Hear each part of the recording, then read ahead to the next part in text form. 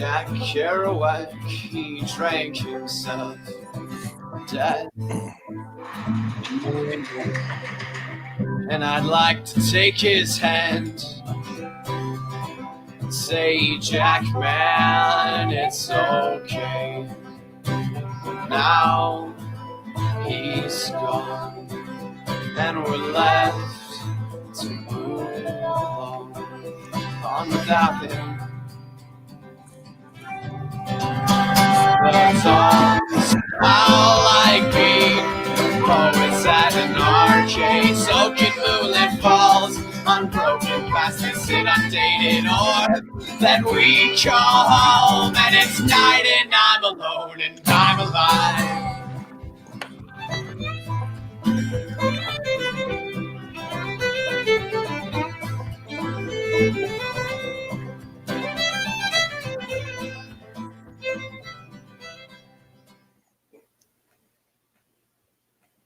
Welcome to Talkin VAWLS, episode number 66, brought to you by the Outright Geekery Podcast Network at outrightgeekery.com. Also, we are live on YouTube, courtesy of the S&B Network. Go ahead and smash that like button, share out the link. Let's grow the live chat. My name is Boogie Bentley.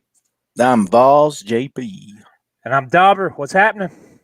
We are at Talkin VAWLS_pod on Twitter. Just search Talkin VAWLS on Facebook. You'll find us. That's it. That's the plugs. We're here. The Wednesday show.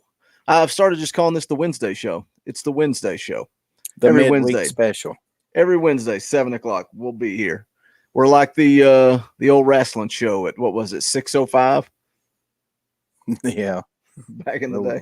Back in the day. Back in the day on WTBS Superstation. Oh, man, that's when wrestling was gold. Checking out the live chat. Was real. Still real to me, damn it. We got Bryant Rockwell hanging out. We got Dean Wilcox, FUBAR 2020. I don't know if he's running for president or what. VAWLS JP, you were hanging out in the live chat before you even got logged on. Yeah, I was. What are you doing? I was getting my computer up and running. Yeah, I was getting my computer up and running and got my phone up and going, so I thought I'd chime in right quick.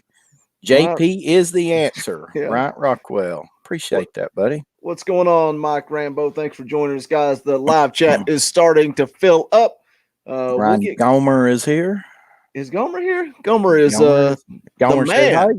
Gomer says hey. Gomer says hi, and then he leaves. That's what he does. He says hey, hoping we'll plug outrightgeekery.com, and then he leaves. Thanks, Gomer. I'll see you He's not Sunday. A Tennessee Vols fan? No. He's probably a Vanderbilt fan, if he's even a fan at all. Holy smokes. Does Vanderbilt really have fans? By the look of their games, no. No. Have y'all heard the biggest coaching rumor at Vandy, though? What? Saying that Jeff Fisher. No way. Yeah, that's what they're saying. Where are they going to get the money for that? I don't know. I mean, he's unemployed, so I mean, it may not take much.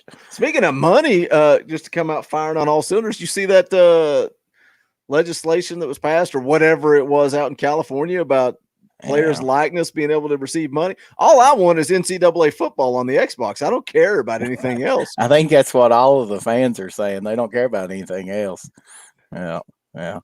But you know, the one thing about Fisher, if he doesn't end up going to Vandy, I mean, they're never guaranteed to be better than 6-6 because he could never go better than 8-8 in the NFL. So, you know, I mean, that's the best. So that's the ceiling for him for sure. So, yeah, Robert Craig says they were very vague on that. I didn't even look into the dealings of that stuff.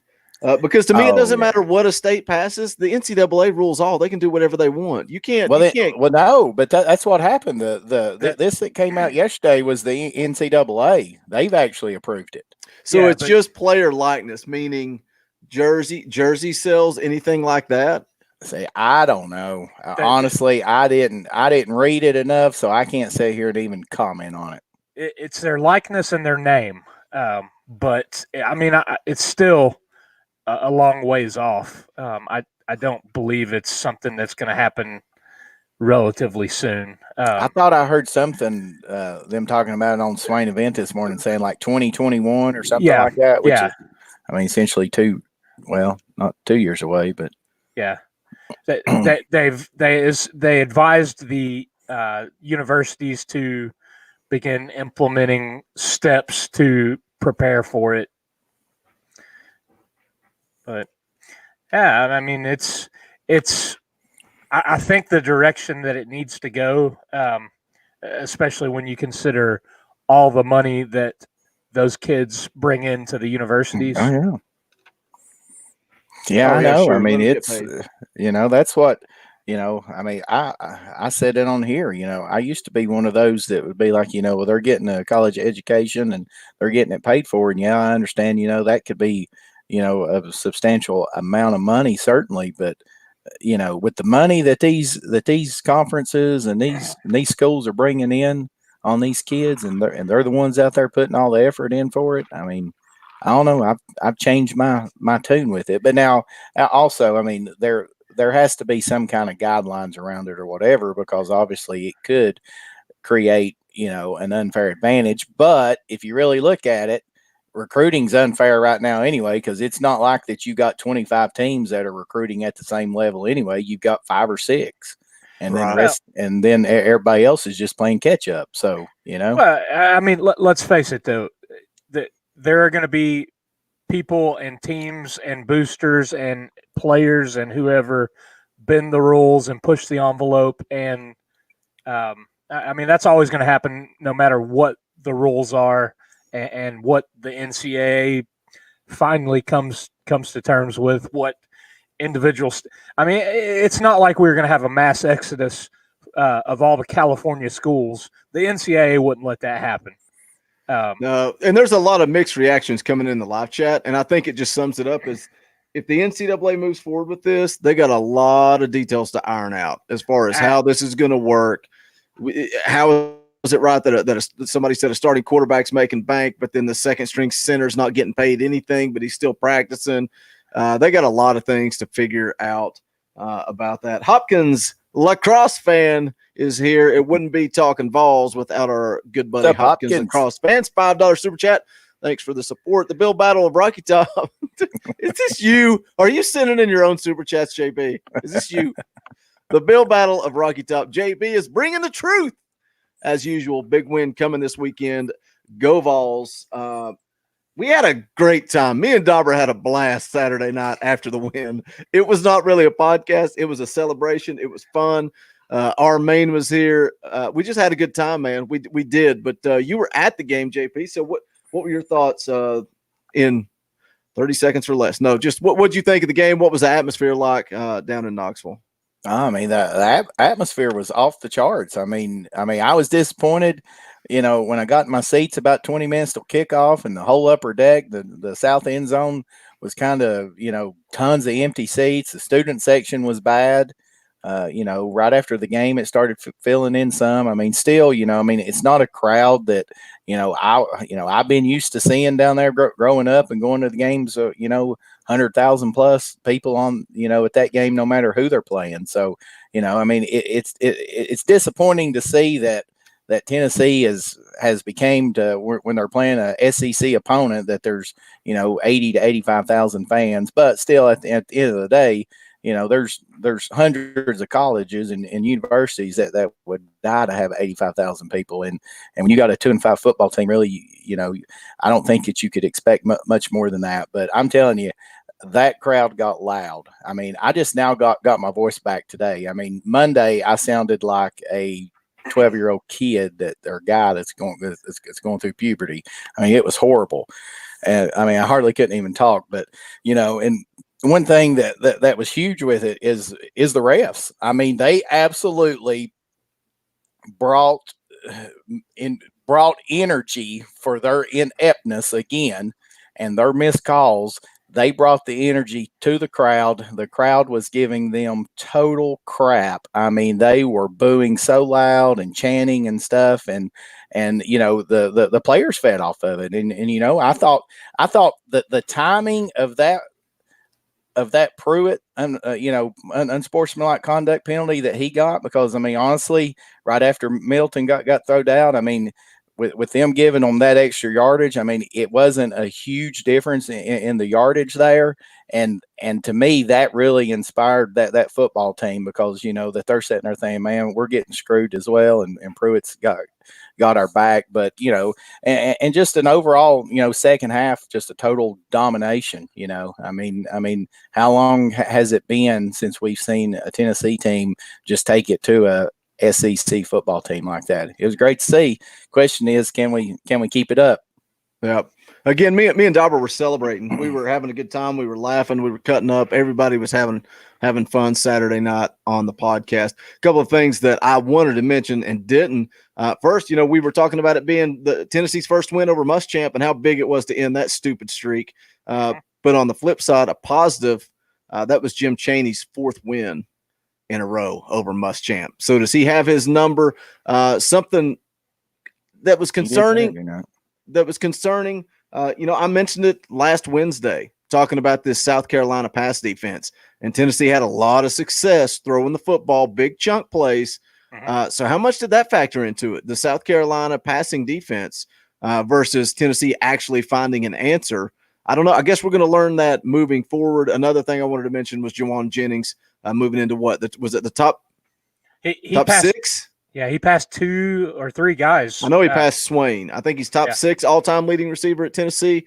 And what better name to have at the top of that list? This senior season, 5th in receiving yards in the SEC, 3rd in receiving touchdowns in the SEC, and just almost a redemption story, right? After getting kicked off the team, answering back, and Pruitt talked about it some this week. Just no better guy to represent your program. So it's awesome to see him do that. It was awesome to see Garantano come out. I love Austin Price's joke on VolQuest. He played like Garantano, not Garantano this week. Yeah. Oh, I mean, speaking of Garantano, I mean, I'll be the first to admit, and I'm eating crow, because I thought that when he was benched, I thought he was done. And then he came back and he played, halfway decent against Alabama until he just had the worst brain fart ever, down there at the goal line. And then after that, after that Bama game, I thought there's no way. I mean, I don't even know if this guy will ever see the field again. And then to come out Saturday and perform the way that he did, I mean, I got to give the guy credit. I mean, he bounced back and hats off to him. Yeah.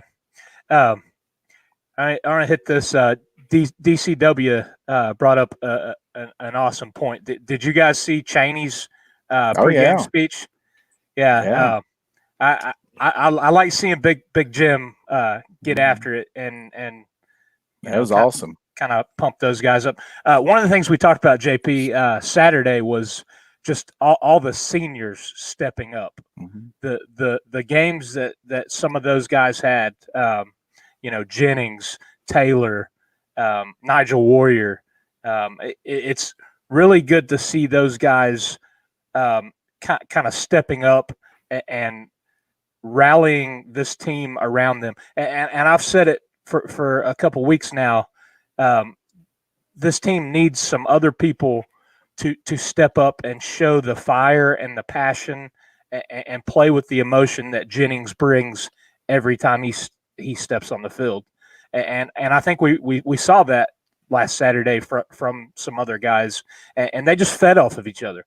That's what was really awesome about the game. It was a complete game. We had lots of positives on all 3 phases: offensively, defensively, and special teams. There's still things that they need to work on and clean up. But man, it was good to see, like you said, putting a whipping on an SEC team that we should. That's Tennessee football right there. And I think we are getting a glimpse of what a Jeremy Pruitt coach team is going to be like. We just need to keep recruiting. 1 to 2 more classes, and I think we're going to be in a whole lot better shape than we are right now. And I don't think this team has reached their ceiling yet. We started off slow, and a couple games in, we started playing better, and now we're just kind of hitting our stride. And I think, barring some devastating injuries, I think we will continue to see that improvement and the gritty, tough playing from these kids, because I think they realize what's on the line and what's at stake now. And you've got Pruitt and the rest of the coaching staff and guys like Jennings. They are making that loud and clear to these guys that there is still something to play for, and it's not necessarily bowl game. It's playing for what's on the front of that shirt. And I loved what Jennings said. I think it was yesterday, talking about what being at Tennessee means to him. Mm-hmm. That's absolutely the type of player that you want to have. And to think, I think Boogie mentioned it a little bit ago. He wasn't even on the team at the end of last year or 2 years ago, and it's crazy. Wally Ball brings up a good question. He says, of the 4 games remaining, which one scares you the most? And that's what I want to get into with this podcast. It's the title of this podcast. Are UT fans delusional? Are we delusional? Are we? I think we are. I think we all are. Because I had a conversation, and Wally, we're going to get into your question here in just a second. It's going to kind of all bleed together here. I had a conversation before the South Carolina game with DA. I don't know if he's in the live chat tonight or not. And he said, how crazy is this? Blah, blah, blah. He's talking about this, that, and the other. And he says, and then the worst season in UT football history. And I said, hold on a second, DA. This season, we got a lot left to play for. And I keep going on record saying, why do I keep beating this into the ground? Because I feel like I have to defend myself, because I've been saying it for weeks that this team is going bowling. And people say I'm an idiot, and people say I'm stupid, and that I'm crazy. But now, Tennessee, and listen to these 2 names. Tennessee beat Mississippi State and South Carolina. Mississippi State and South Carolina are the 2 wins that has almost united this fan base. I mean, people are talking about winning 7 games. Forget 6. Let's go win 7. Are Tennessee fans absolutely delusional? Because there was somebody on this podcast that said that Jeremy Pruitt would never win at Tennessee, and that he proved that by losing to Georgia State. And again, I'm playing devil's advocate here because we have to hold him accountable for that loss. But my question is, are UT fans absolutely delusional? What have you done for me lately? I mean, Tennessee fans are fanatics. I mean, it's obvious, and you're not going to fault us for that, because this fan base, it's proven time and time again, that we're going to be there and we're going to show up and we're going to care about this football team, no matter how bad they are. No matter how many times that Paul's JP swears that he's done, he always comes back for more, just like everybody else that always does. So, with that, but here's the way that I look at that. Like we've talked about on this podcast many times, Tennessee had to start worrying about beating the teams that we traditionally should be beating. The South Carolinas, the Mississippi States, the Kentuckys, the Vandys, Arkansas, all of those teams like that before we even think about beating, the Georgias and the Bamas and the LSUs and stuff like that. So, I would be disappointed if we'd have lost to Mississippi State. I'd have been disappointed if we'd lost South Carolina. So, but we just expect to be able to compete at that high of a level because the program's done it before. There was a time it was the early 2000s that Tennessee was the winningest program in the history of SEC. There was a short period of time before Saban started doing his dominance at Alabama that Tennessee had won more football games of any other team in the Southeastern Conference. So, there's history, tradition there. So, yes, we are. We've been stuck in this quagmire for 10 years now, and we keep on, all the jokes, Tennessee fans say next year, wait till next year, blah, blah, blah, and all that stuff. But, this fan base, this program, if you get somebody in there that can coach football and you get somebody in there that knows what they're doing and knows how to get everybody moving in the right direction, Tennessee, there's no doubt in my mind, can consistently be a top 10 team every single year. So There's no doubt in my mind. Do you think Jeremy Pruitt is that guy? I mean, I think the jury's still out. I mean, I'm not going to sit here and say. See, I almost reworded that to say, can he be that guy? But then he can be. Yes, that's an easy answer. That's an easy answer. I think the bottom line is we don't know. We don't. We don't. That's why I say, are we delusional? And yeah, it's a joke because I just think we all overreact. We need to wait and let things play out because the bottom line is, again, we beat South Carolina and Mississippi State.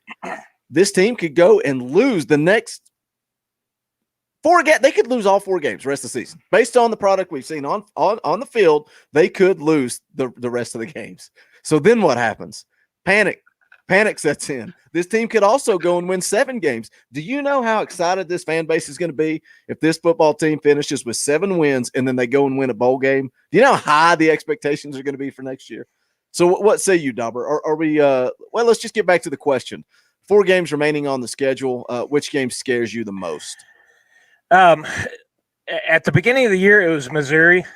The way they've kind of had a bit of a struggle the last few weeks, and then looking at what's coming up, Missouri is open this week, and then they play Georgia, Florida, and then us.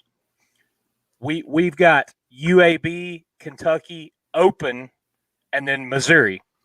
So we're coming to the Missouri game after a bye, and we're catching them after Georgia and Florida. So honestly, the game that concerns me most is this one coming up because it's the next one.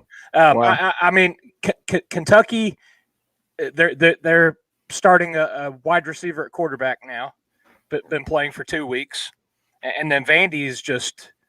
I mean, we've struggled the last couple of years with Vandy, but man, they're not a good football team this year, and we should beat them. I just think this team is trending up right now, and that is we have momentum. We have guys that are bought in. And we have especially seniors and guys stepping up and leading this team because they know what's on the line. They know last year how it ended, and being a game away from getting bowl eligible, and the letdown that we had.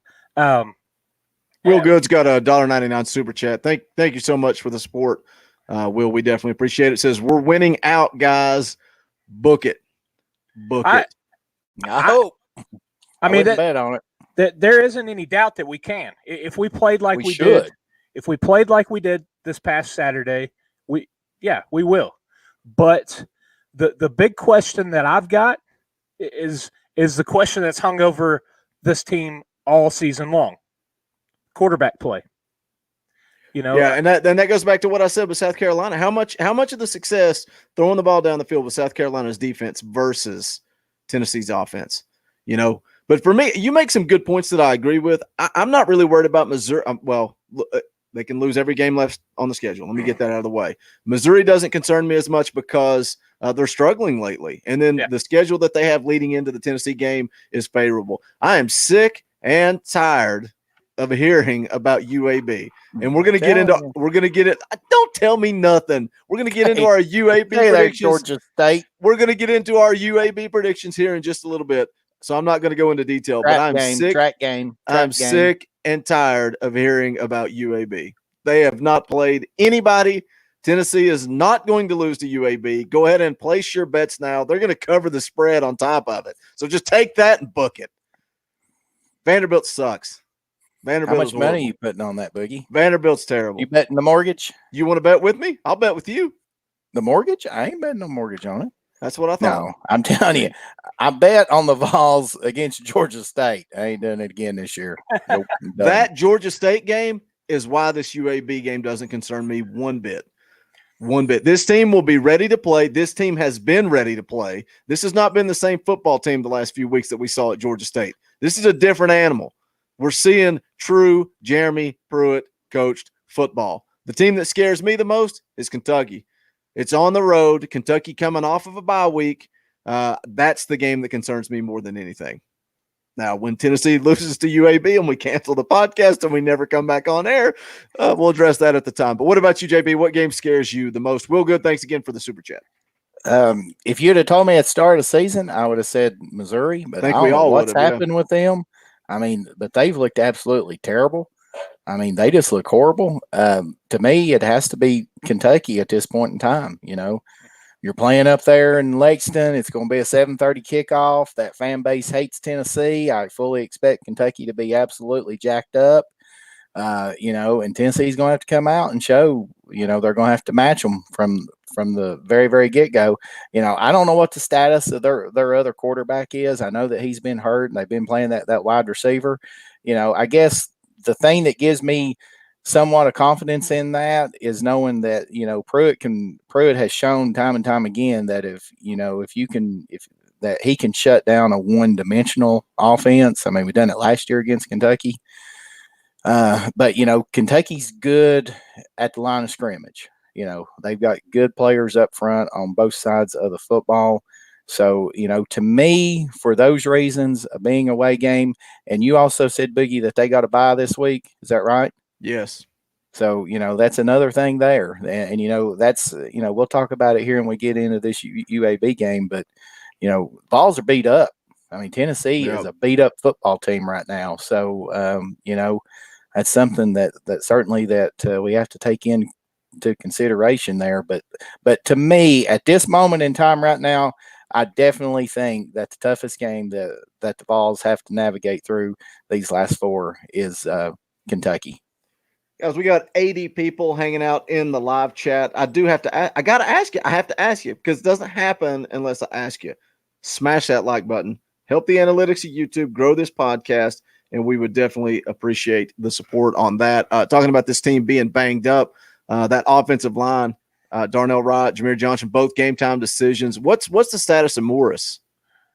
Well, he came back in and played, so I would fully expect him. Yeah, I did see this evening when I got home. I was trying to read up on some practice stuff. They said that they do not expect Wright to be able to play. They said he is still very, very just not moving well at all. So you know, so you imagine there. I don't know about Jameer Johnson. I mean, he played. Did he get hurt too Saturday? Yeah, I believe so. I think he was just dinged up. I think I saw he's back out in practice. They're still saying game time decision. That was today's press conference. They said game time decision.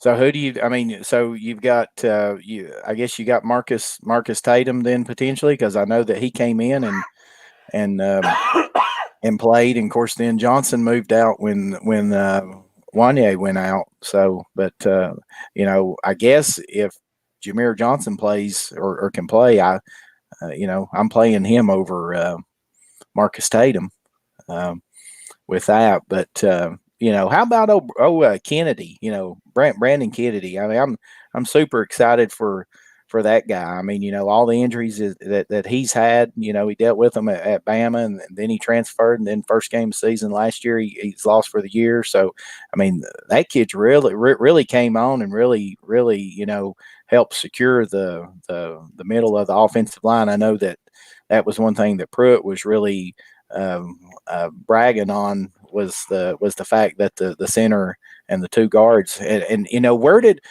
Carvin come from? I mean he wasn't even mentioned in the first 4 or 5 games of the season. And then he just shows up against, I guess it was Bama, wasn't it? I guess, or maybe no, I guess Mississippi State. And I mean, you know, he's had three excellent weeks there. So, you know, I mean, that's great to see, and he seems to bring some energy as well.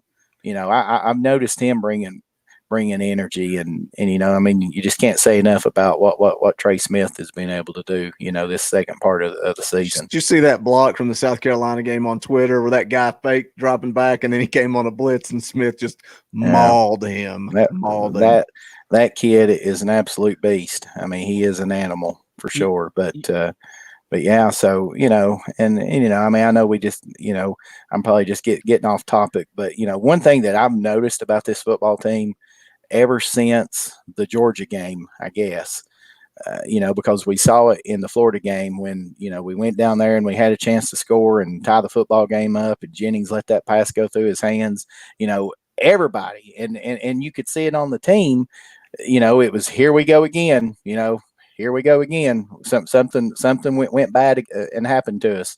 But that's one of the biggest things I've noticed about this football team, over the last three or 4 weeks, is how that they've turned the page there.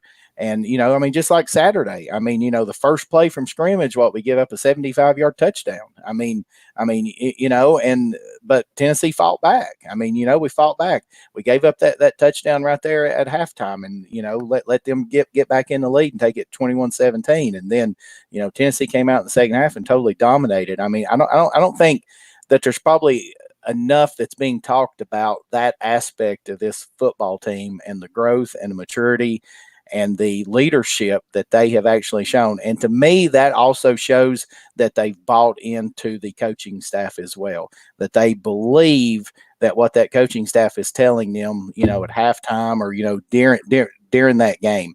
And who knows, maybe part of it is the fact that they've got, on offense, that they've moved Martin down to the sidelines, and they moved Rump down there too, for the defense. Maybe it's just the fact that they're being able to communicate better. I really like the move with T to the sideline. It's helped. The receivers and the rotation has been excellent. I don't understand. I understand having an offensive coordinator in the booth or a defensive coordinator in the booth, but I don't understand having position coaches. You got to have those guys on the field. Yeah. I mean, you look at Palmer and the freshman wide receiver. What's his name? Keaton. Yes. Those guys are those guys are starting to step up and make plays that they wouldn't necessarily have had the opportunity when they're lost in the shuffle and the coaches in the booth. And I think it also helps keep Jennings and Callaway fresh. What I'm waiting for, and I would love to see it this week, and I think we said it all year, I want to see DWA go off. Yeah. I want to see him have a game, be utilized. What was it? The Mississippi State game. We opened up him going down the seam, making a great catch, and then it's just like, where'd he go?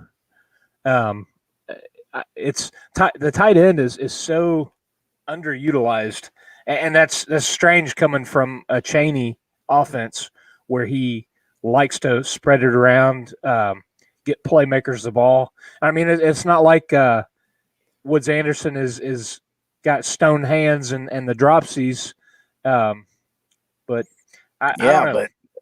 But when you got Jennings absolutely beasting out, and you got Callaway on the outside, they got a lot of weapons, man. That's why we can beat it into the ground. They're a good quarterback away from being a great offense. Offense. We saw it Saturday. What this team can do. After everything that we heard about Stroud, I mean, did anybody expect him to come in there and just dropping dimes like he did? That pass to Callaway in the third quarter was beautiful. The receivers really had a few drops Saturday too that didn't help the quarterbacks. Both quarterbacks played great Saturday. I did not expect them to let him come in and air it out like they did. I loved what Pruitt said going in the locker room at halftime. Yeah, he they're going to have to screw this. We got to open it up. We got to play to win. That was the difference in the football game. And Chaney said, "Okay, hold my beer. I'll show you how to open it up. Let's go sling the rock around, man." But again, let's beat it into the ground. South Carolina's defense, or did Tennessee's quarterbacks finally find their rhythm? Well, I guess mean, we'll find out. Everybody's talking about that UAB defense. They haven't played anybody. There's no way that UAB's defense is as good as South Carolina. No. I mean, they don't have the caliber of athletes. Now, maybe that they have better coaching. I don't know, and maybe that they do play better, as a team. But I mean, look at what South Carolina. And yes, I understand that they gave up nearly 500 yards to Georgia, but they still went into Athens between the hedges, and they only gave up 17 points to Georgia, and they intercepted Fromm 3 times. I mean, that's hard to do. I mean, Fromm's proven. That kid's a 3-year starter, and has had an excellent record. So, obviously that they did some things there in that game, so, I'm not going to take anything away from Tennessee. I mean, heck for, we scored 27 points, I guess, essentially on offense Saturday, because we scored 14 on the punt and the kick, or the punt block. Les Wadley asked if we were surprised that Tim Jordan didn't get that many snaps. And Andre Dahlberry's been talking in the chat, asking if we think that the running game has to get going for this team to be successful. I think definitely. I think you got to be able to mix it up. And I think that opens up DWA too. If you can get the running game going, you can open up play action, hit DWA up the seam like Dauber was talking about earlier. But to Les's question, where in the heck was Tim Jordan? And is that part of the problem? Why was he not on the field? Was he in the doghouse? I don't understand. He's been running harder than anybody. He just couldn't get any traction, though. I mean, go back and Chandler played most of the game, though. I think Chandler was in from the beginning and got most of the touches. Yeah, but I think he only averaged like 2.2 or 2.3 yards. I mean, it seemed like every time that Jordan got the ball, that South Carolina knew he was getting it. Yeah. Yep. So maybe we were tipping something off there with Jordan. So I don't know, but yeah, I mean it was surprising to me to see Chandler play as much as he did over Jordan, with the way Jordan had been playing, especially coming off of that Bama game when he looked like by far our best running back. But yeah, I mean, Andre, you're exactly right. I mean, you get that running game going, and I think that Tennessee can. I mean, are we going to just dominate people in the running game? Probably not. Although, I was really, excited with the way that we finished that game against Mississippi State, and then the way that we did run the ball against Bama. So I think that the opportunity's there. I just think that Saturday night, like Boogie said, the second half, I think that Pruitt and Cheney, that they said, okay, we're going to air it out. We're going to, probably try to surprise them some, because, I mean, I don't know if Muschamp and them, what was it that Muschamp said that, and I think even one of the South Carolina players even said it, that Cheney, it was almost like he called the perfect play every single time, against the defense that South Carolina was in. I mean, Jim Cheney is a excellent offensive coordinator.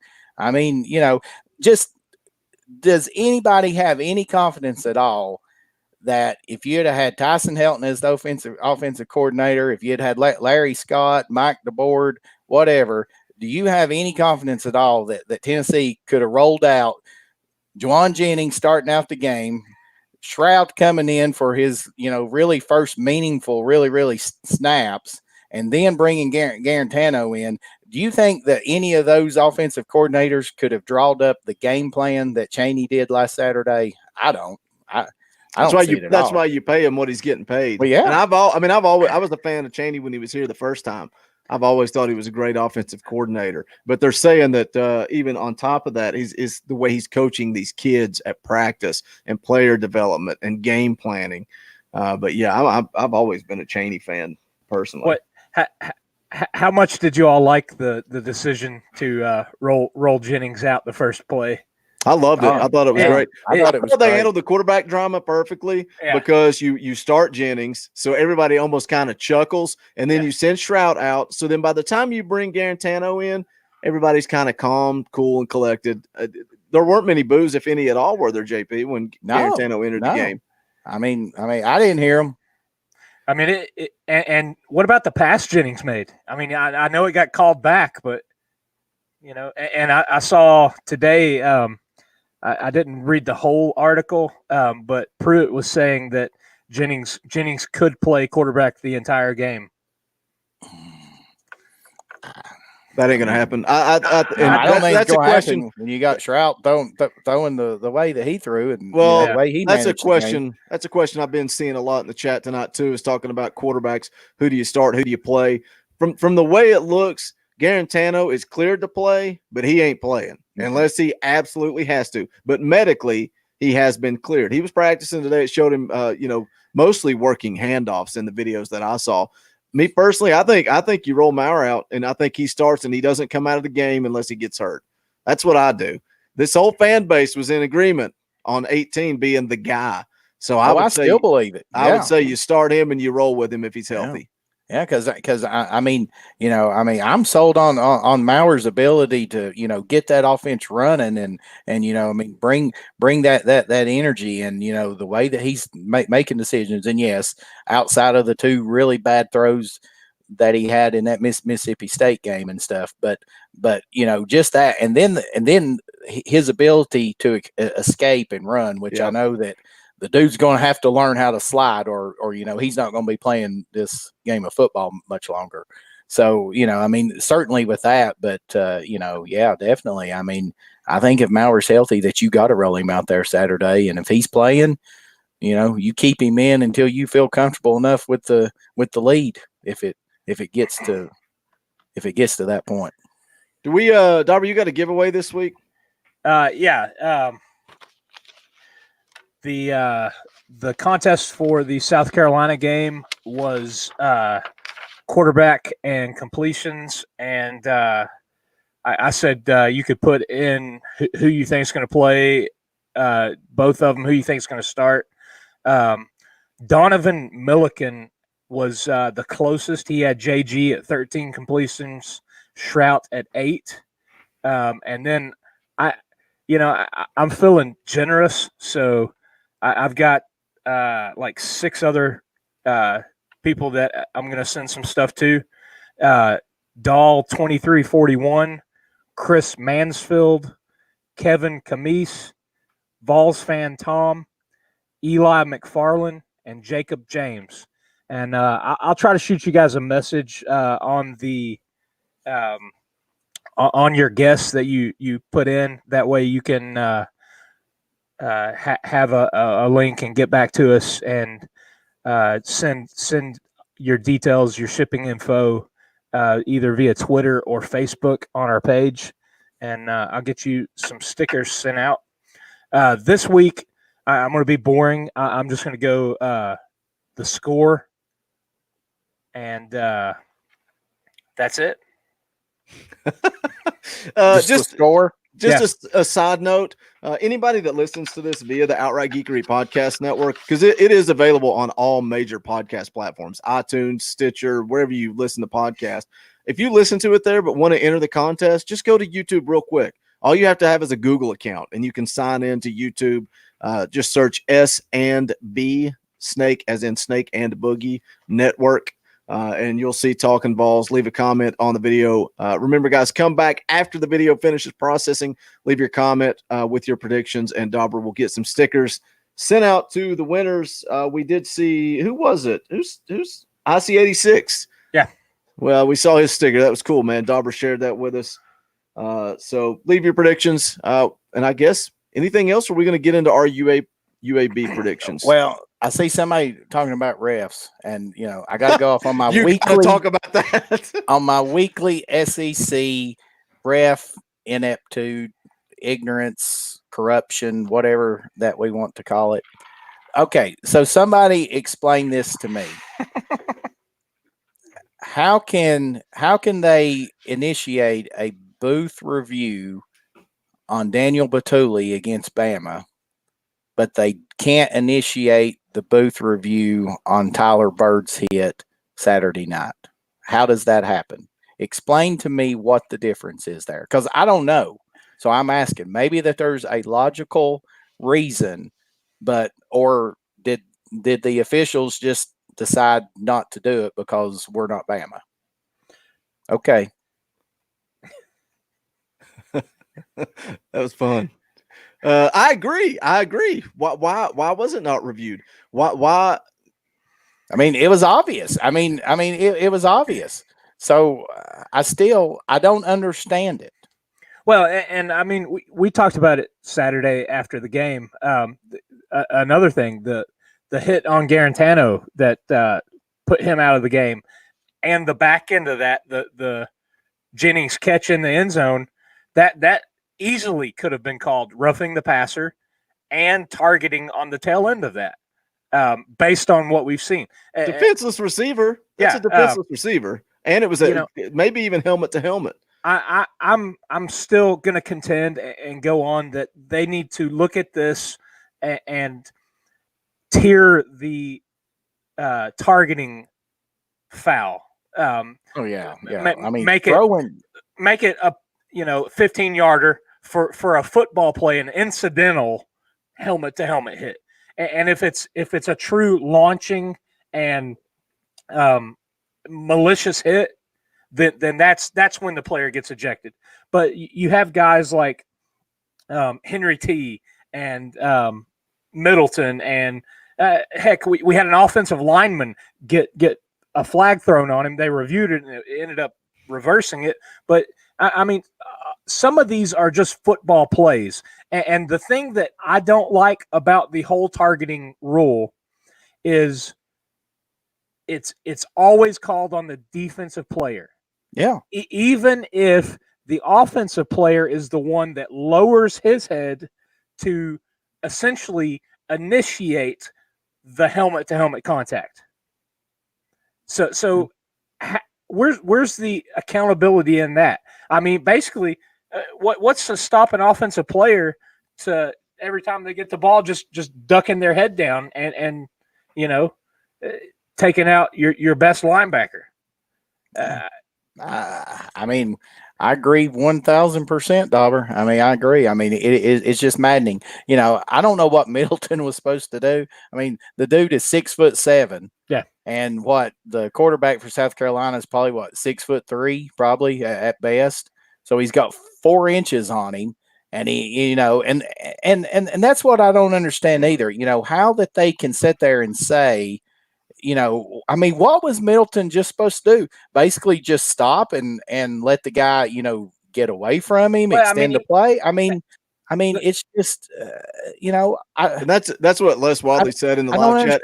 And that's what Pruitt said that he said to the official. He said some choice words first. Then you could see him say, what was he supposed to do? What was he supposed to do there?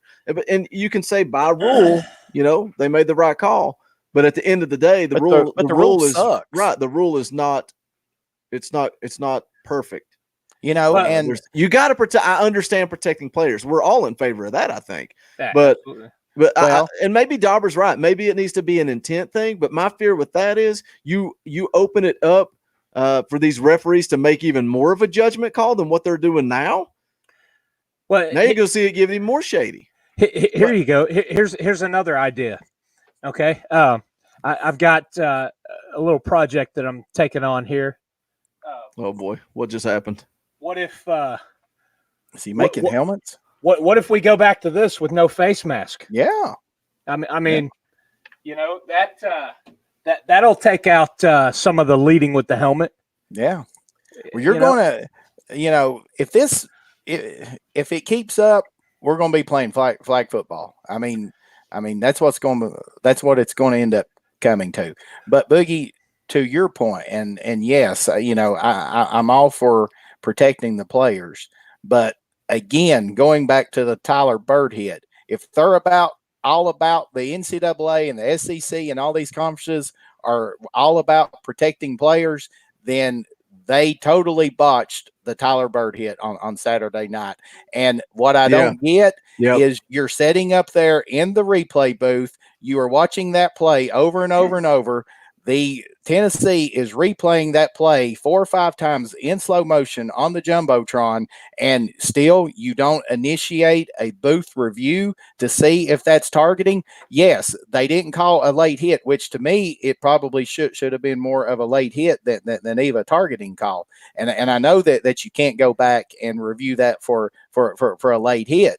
But to not even review that for targeting, especially with the way Bird fell down, because it was almost like that his body kind of stiffened up the way that you see these players' bodies do when they get knocked out like that.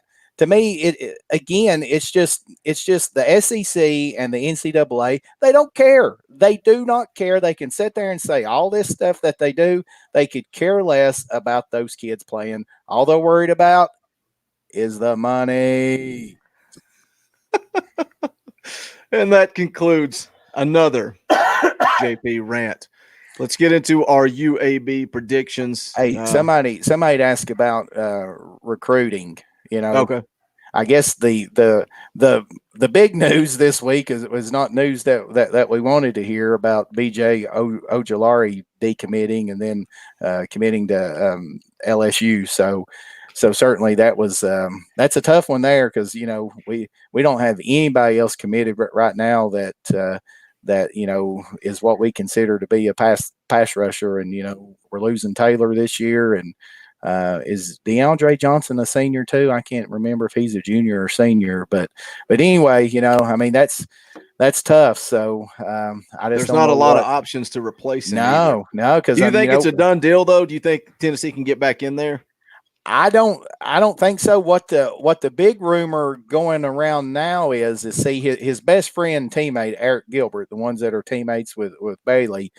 The big rumor is that's why Gilbert shocked everybody and committed to LSU last week, is so he could get a committable offer for Ojulari, because that's supposedly that's always been Ojulari's dream school.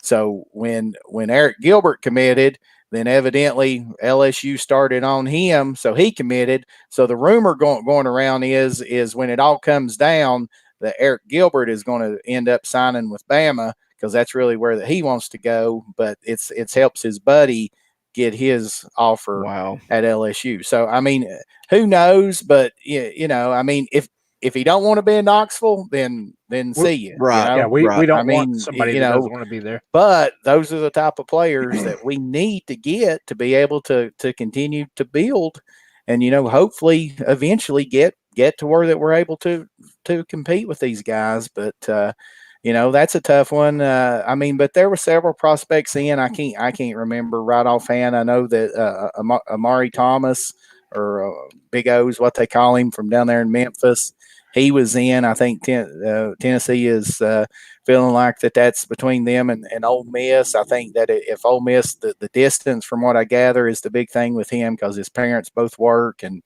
there's concerns on their end about them being able to make it up to Knoxville as often as they could down in Oxford because of the driving distance there. There's another defensive lineman, that Octavius Oxidine, I think's his name, from Kentucky. I think Tennessee's trending good there. And then Jay Hardy is supposed to announce November the 6th, I think. With that, so supposedly Tennessee says that they feel really, really, really good with him. I heard some rumors that somebody, who was it?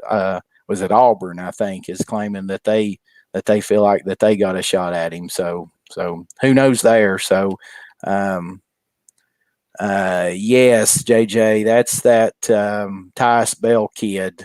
He was in for an official visit, that Bama commit. So I mean that might be an option. Maybe if Bama ends up finding them a 5-star, at receiver, they might tell that kid to kick rocks, as crazy as that sounds. So we might get him or something like that. So but still everything seems to be trending well with Bailey still. I think his dad came out and talked to somebody and said that he's 100% committed, and they're not going to look to even look at any other schools. So that's good. Yeah, and to not to interrupt or interject here, but I'll give a little plug.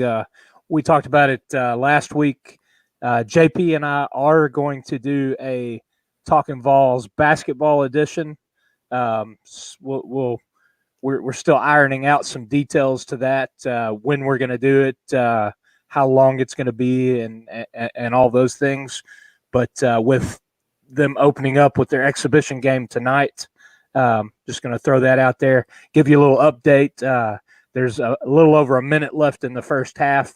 The Vols are up 47-25 over Eastern New Mexico University. So good things going on in Knoxville right now with the Hoops team. And once the regular season gets rolling, you guys can give updates on just the regular podcast, because we'll still be live Wednesdays, Saturdays. You guys can probably talk about it on Wednesdays, probably be better. But then after football season's over, they'll pick a day of the week that they're going to do that once a week and roll forward with it, which I definitely appreciate you guys making that commitment. Let's get into some UAB predictions. I'm gonna go first. I'm gonna be short and sweet and to the point. UAB is not a great football team. I'm tired of hearing that they're 6-1. They beat Alabama State 24-19. They beat Akron, the mighty Akron, 31-20. They got a big time win over South Alabama. Big win over Western Kentucky. Oh, no, they lost. I'm sorry. They lost to Western Kentucky. This team has not played anybody. I'm tired of hearing about their defense. They're 94th in passing offense. They're 153rd in rushing offense. Tennessee's defense is going to shut them down. They might get a cheap one here or there. Tennessee rolls 38-10. Man, you've almost stole my score. I gave them 3 more points. I've got 38-13. I think this team is trending up. I think we are going to play well offensively. I think the defense is going to play well. And I think we are going to possibly have one of those games where we can maybe rest some guys and get them ready for the last 3 games. I'm hoping that's the case. But that's, what we thought early in the year too. So what you got, JP? I don't know. I mean, I'm nervous. I know they haven't played anybody, but I think that it's well known, and Pruitt's talked about it. He knows all those coaches, and they know him, and I think UAB is going to come in with a lot of confidence. I think that they're going to come in and do the same thing Tennessee that Georgia State did. Tennessee's beat up. We just had 3, tough SEC games right back to back, a lot of emotion. Tennessee better come out Saturday night and match UAB's emotion from the opening whistle, or I'm telling you, it could turn into a nail biter. It could. I understand that UAB hasn't played anybody and all that kind of stuff, and I hope I'm wrong. I really do. I hope that we blow them out by 4 touchdowns or whatever or more, but I just don't see that happening. I think that UAB will play them extremely tough. I think eventually that the Vols will be able to pull away, but I don't think it's going to be one that we're sitting there in the fourth quarter just feeling just great about. I think that ultimately it'll end up being 31-20 Vols. So they don't cover. They don't cover. This team is going to have to prove to me that they can do it week in and week out. Sure. And they haven't been able to do it. We were in this same similar situation last year, and you look to see how that this team folded. And yes, I don't think that this team ever showed what they're showing now, as far as the buy-in and the excitement and the eagerness to play. I think they're playing much more physical at any point in time that that they did last year. So, I understand that there's differences there, but to me, this is truly a trap game because UAB has nothing to lose. They have absolutely nothing to lose to come in to Neyland Stadium. It would be nothing more for a shot in the arm for that program to get a win against the Southeastern Conference team. And Tennessee is going to have to find a way. Those kids is going to have to find a way to get excited them the same way and to get and prepare for them the same way that they have for Georgia and Mississippi State, Bama and South Carolina. So that's the question. Can Tennessee do that? Well, and here's why I think they can, because Pruitt doesn't have to use the example of another team getting beat by a team they shouldn't. He can say, "Hey guys, we opened the season." Yep, 100%. That's why this game does not concern me about Tennessee being up. We laid a turd the first game of the year. We're not going to do that in our house again. And have you seen him do it since then? No. Nope. And if Pruitt has to offer taking Big Jim out to another buffet, then so be it. If somebody said if Tennessee scores 31, JP sings Rocky Top. If Tennessee scores 31, JP's buying donuts for everybody. That's going to wrap it up for Talkin VAWLS episode 66. We'll be doing the tailgate show on Saturday at 6 o'clock, an hour before kickoff. We'll go right up to about 15 minutes till kickoff. If you listen to this on the Outright Geekery Podcast Network, join us. Come find the S&B Network on YouTube. The tailgate with Talkin VAWLS does not go up on the podcast platform, so come hang out. It's lighthearted. We'll drink some beer. We'll have some fun. We'll goof off. And then we'll get ready to watch Tennessee lay a beat down on UAB. No doubt about it. There is no doubt in my mind. Make sure you guys smash the like button on the way out the door. For VAWLS JP, for Dauber, my name is Boogie Bentley. Go Big Orange.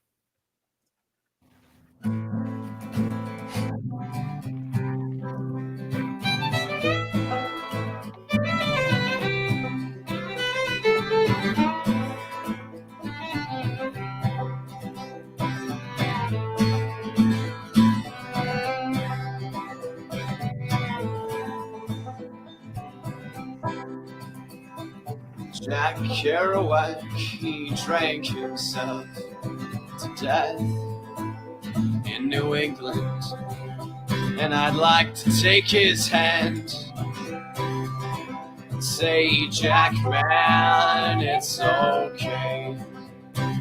Now he's gone, and we're left to move. Give me 2 claps and a Ric Flair. Woo! The songs how like being poets